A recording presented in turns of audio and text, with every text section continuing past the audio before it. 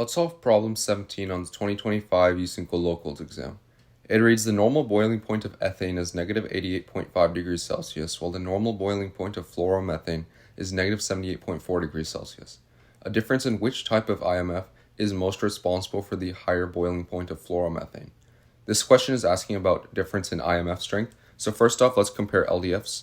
Ethane has 18 electrons, and fluoromethane also actually has 18 electrons. And that means that their LDFs are going to be comparable, so it's not going to be responsible for any boiling point difference. So we need to look for dipoles in the structures now, because it might be dipole-dipole interactions or hydrogen bonding that's causing the difference. So let's draw ethane.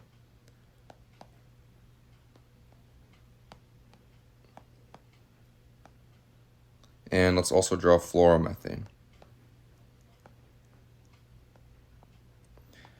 So I'm sure you can see in ethane structure that because hydrogen to carbon bonds are not polar, there is not a single polar bond, and that means there cannot be a dipole. Now here, this bond is polar, with fluorine being slightly negative and carbon being slightly positive, and this causes the dipole to be pointing in the direction of fluorine, and so it does mean that this molecule has a permanent dipole moment, and it will have dipole-dipole IMFs.